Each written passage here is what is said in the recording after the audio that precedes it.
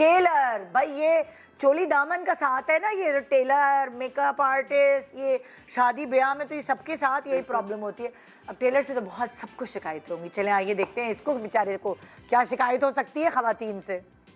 सबसे पहली गलती तो वो ये करते हैं कस्टमर्स के, वो कपड़ों को शिलिंग करके लेके नहीं आते, जिसकी वजह से जब वो एक मरतबा पहन लेते हैं उसके बाद जब उसकी धुलाई होती है, वॉश हो जाने के बाद वो कपड़ा जो है सुकड़ जाता है, चुस्त हो जाता है, जिसकी वजह से उनको दोबारा जब वो पहनते हैं तो टाइट होता है। उसका ब्लेम भी हमारे सर आता है कि भाई आपने जो है ना नाप गलत ले लिया था, कटिंग सही नहीं करी थी, इस वजह से ये हमें टाइट हो गया है। अक्सर कस्टमर ये गलती करते हैं कि जब वो अपना कपड़ा लेकर आते हैं, मिसाल के तौर पे लॉन का सूट लेकर आए हैं, तो वो लॉन की जगह लॉन के सूट सिलवाने के लिए जॉर्जेट का नाप लेकर आते हैं, या जॉर्जेट का सूट लेकर आते हैं, लॉन वाला नाप लेकर आते हैं, तो उसकी ये भी सबसे बड़ी गलती होती है कि उस सूट के नाप में बड़ा फ़र्क आता है, जिसकी वजह से वो नाप जब 19-20 हो जाता है तो उसका ब्लेम भी हमारे सर आता है। अच्छा, अक्सर कस्टमर ये गलती भी कर जाते हैं कि वो शीशे का जो वर्क हुआ होता है, स्टोन वर्क, वो वाला कपड़ा लेकर आते हैं और कहते हैं कि जो हमने आपको नाप दिया है बिल्कुल सेम इसी तरह से आपने इसको सी के देना है। हमें परेशानी ये आती है कि उसकी कटिंग में परेशानी आती है, सिलाई में परेशानी आती है, नीडल जो है वो उस कपड़े पे चलती नहीं है, तो इस सूरत में सारा ब्लेम हमारे सर आ जाता है कि आपने हमारा सूट सही नहीं सिया। बस इतनी सी शिकायत है इनको। अच्छा, इनकी जो शिकायत है ना, इनको भी वही वाली बात जैसे मैंने वाजिद से कहा कि डूज एंड डोंट्स का तो आपको पता है ना, टेक्निकली आप जानते हैं, एक ले पर्सन तो नहीं जानता। अब अगर आप मास्टर हैं, माजरत के साथ टेलर मास्टर हैं आप, तो फिर आपको ये अकल होनी चाहिए ना कि आपको अगर कपड़ा दिया है लॉन का और नाप दे रहे हैं जॉर्जेट का, तो आप उसी वक्त ही कहें। और क्या नहीं, आप मत बनाए गलत नाप। और दूसरी बात है ना जी, उसको खुद को पता है कि इन्होंने जो नाप दिया है वो लॉन का है या वो जॉर्जेट का है, exactly. ये खुद भी तो मार्जिन रख सकते हैं। एब्सोल्युटली। ये तो मुझे तो इनकी शिकायतें समझ नहीं आ रही। मैं आपको एक बात बताऊं, I'll tell you what, जब जैसे कि जॉर्जेट का एक सूट मैं दे रही हूँ, तो जब मैं जॉर्जेट पहनूंगी, चाहे वो सेम नाप क्यों ना हो, उसका फॉल मेरी बॉडी पे डिफरेंट होगा। वही नाप जब मैं लॉन पे पहनूंगी, it's going to fit differently. लेकिन लोग ये बात नहीं समझते, टेलर के पास पहुंच जाते हैं कि नहीं इसकी वो फिटिंग नहीं आ रही। मगर इनकी बात गलत थी, इन्होंने कहा कि वो कपड़ा ये लाते हैं और नाप किसी और में।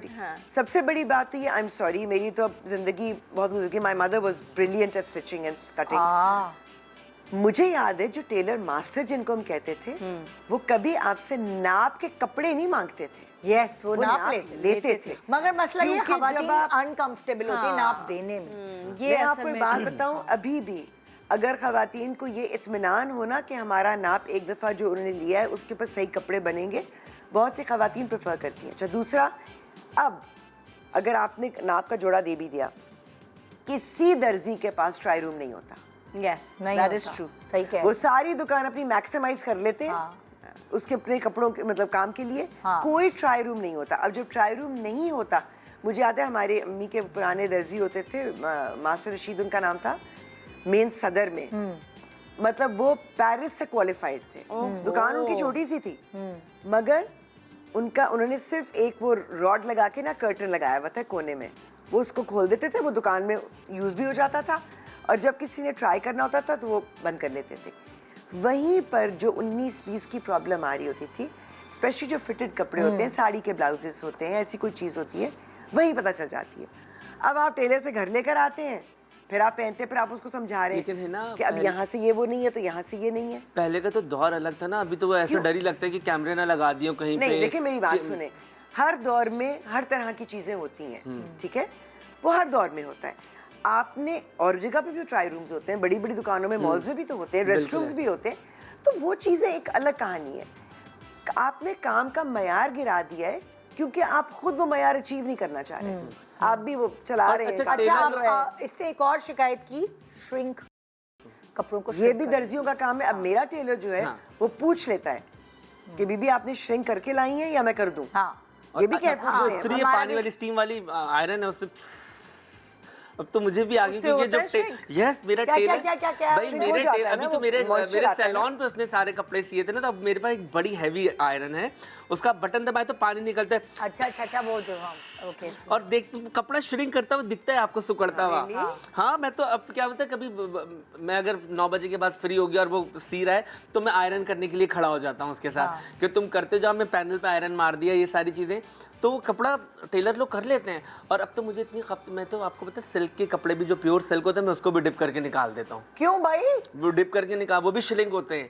हाँ, सिल्क भी श्रिंक होता है। अच्छा सिल्क, अच्छा देखिए मुझे एक बात बताएं, अगर आपने तो ढीले, आजकल तो फैशन चला हुआ है, बिल्कुल फिटेड का तो फैशन ही नहीं है, तो ढीले को भी हम श्रिंक करें, वो मजा ही नहीं आता। अगर आप क्योंकि जब लाइनिंग लगती है इसलिए करना पड़ता है क्योंकि कई मटेरियल्स ऐसे होते हैं, अब जैसे जॉर्जेट्स इनको कोई फर्क नहीं पड़ेगा, लेकिन सिल्क्स में, कॉटन्स में जहाँ श्रिंकेज होती है, वो जब एक बार श्रिंक कर देते हैं ना, तो फिर वो एग्जैक्ट वो जो अगर आधे इंच का भी फर्क आ रहा है ना, तो आपकी शेप में फर्क आ जाता है। और क्या बोलते हैं, फिर आप कैलेंडर करवा लें ना उसको, कैलेंडर करवाएं तो कपड़ा बिल्कुल आपका नया सा हो जाता है। और कैलेंडर कराना क्या होता है? अगर हाँ तो आपका कपड़ा बिल्कुल मशीन में से निकल के बिल्कुल पेपर की तरह हो जाता है। रॉ सिल्क वगैरह हो गया, या आपका जो अटलास बहुत आराम से अगर आप उसको डिप करके भी सिल्क को निकाल लेते हैं, वो जब हेवी इस्त्री से आयरन होता है तो बिल्कुल। वैसे मोस्टली सिल्क जो होते हैं हम डाई भी कराते हैं तो वो डाई होने में भी श्रिंक हो जाते हैं, तो ये then you don't need to shrink. Exactly. तो जो हम मार्केट से भी कलर डाइड कपड़ा खरीद रहे होते हैं, वो क्योंकि डाई के प्रोसेस से गुजरा हुआ होता है तो वो श्रिंक हुआ होता है, आपको उसको श्रिंक कराने की जरूरत नहीं, फिर वो लेकिन वो जो लॉन के जोड़े जो प्रिंटेड वगैरह है उसको आपको श्रिंक करना वो तो दर्जी लोग उस वक्त ही स्प्रे गन से मारते मारते भी वो श्रिंक कर देते हैं। मुझे अच्छे से याद है, हमें भिगो के श्रिंक करके देने पड़ते थे। लेकिन अब टेलर्स कर लेते हैं, शी इज राइट कि आप अगर बताते हैं कि श्रिंक करते हैं, वो टेलर्स डिप के करके। पास देखो, अगर टेलर्स की दुकानें बड़ी है, उनको सुखाने के लिए जगह नहीं है उनके पास, और टाइम नहीं, मेरा क्योंकि टेलर तो कर देता है। निदा वो करते हैं। हाँ नहीं यार, काम ज्यादा पकड़ लिया है, काम ज्यादा पकड़ लिया है, टाइम नहीं। अब तारिक रोड पे याद है, तो वो फिर ऐसे कर देंगे, फिर हमें प्रॉब्लम। अब जो लॉन आती है ना, पहले जो लॉन आती थी वो प्योर कॉटन होती थी, एब्सोल्युटली। अब मिली भी होती है। अब जो लॉन आपकी आती है वो उसमें श्रिंकेज नहीं होती। ये सही कह रही हैं। और कोई शिकायत होगी किसी को? क्योंकि अभी टेलर भाई ने इतनी शिकायतें बताई। नहीं, आपको याद है हमने आपके साथ एक शो किया था पहले कि आपने एक बजट दिया था कि सारे सेलिब्रिटी को कपड़े बनवाने थे। तो मैंने तारिक रोड से एक आंटी से कपड़े बनाए थे राबी सेंटर में, वो बहुत अच्छे सीती हैं कपड़े, लेकिन उस 1.5-2 साल हो गए इस शो को हमारे। एक जोड़ा मैंने उनके पास दिया था, वो अभी तक सिल के नहीं मिला है। हाँ, तो बहुत सारे ऐसे काम वाले होते हैं, वो अभी तक जो सिल के नहीं मिला है एम्ब्रॉयडरी मेरी वाले बहन का होते हैं, वो जोड़ा। पैसे पकड़ लेते हैं। शादी याद है,